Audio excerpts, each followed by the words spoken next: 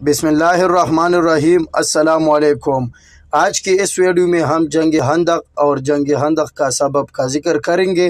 شروع کرنے سے پہلے ایک چھوٹی سی ریکویسٹ ہے، subscribe the channel and press the bell icon. 5 ہجری کی تمام لڑائیوں میں یہ جنگ سب سے زیادہ مشہور اور فیصلہ کن جنگ ہے، چونکہ دشمنوں سے حفاظت کے لیے شہر مدینہ کے گرد خندق کھودی گئی تھی، اس لیے یہ لڑائی جنگ خندق کہلاتی ہے۔ اور چونکہ تمام کفار عرب نے متحد ہو کر اسلام کے خلاف یہ جنگ کی تھی، اس لیے اس لڑائی کا دوسرا نام جنگ احزاب ہے، یعنی تمام جماعتوں کی متحدہ جنگ۔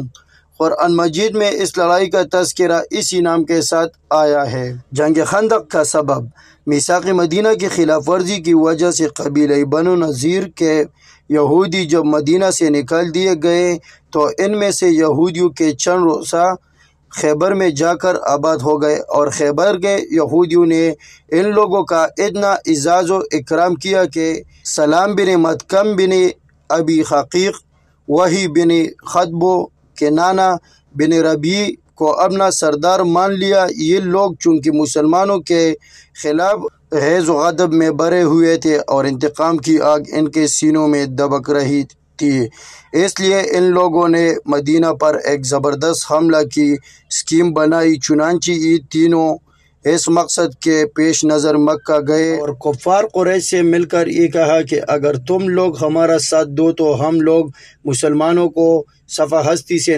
نابود کر سکتے ہیں۔ کفار قریش تو اس کے بھوکے ہی تھے۔ فوراً ہی ان لوگوں نے یہودیوں کی ہاں ملا دی۔ کفار قریش سے سازش باز کر لینے کے بعد ان تینوں یہودیوں نے قبیلہ بنو غطفان کا رخ کیا اور خیبر کی آدھی آمدنی دینے کا لالچ دے کر ان لوگوں کو بھی مسلمانوں کے خلاف جنگ کرنے کے لیے آمادہ کر لیا۔ پھر بنو غطفان نے اپنے خلیف بنو اسد کو بھی جنگ کے لیے تیار کر لیا۔ ادھر یہودیوں نے اپنے خلیف قبیلہ بنو اسد کو بھی اپنا ہمنوا بنا لیا، اور کفار قریش نے اپنی رشتہ داریوں کی بنا پر قبیلہ بنو سلیم کو بھی اپنے ساتھ ملا لیا۔ عرض اس طرح تمام قبائل عرب کے کفار نے مل جل کر ایک لشکر جرار تیار کر لیا جس کی تعداد 10,000 تھی، اور ابو سفیان اس پورے لشکر کا سپہ سالار بن گیا۔ انشاءاللہ نیکسٹ ویڈیو میں بھی میں آپ لوگوں کو مسلمانوں کی تیاری کیسی کیا اور کس طرح کیا، انشاءاللہ دوسرا حصہ بھی میں آپ لوگوں کو بتاؤں گا۔ جزاک اللہ۔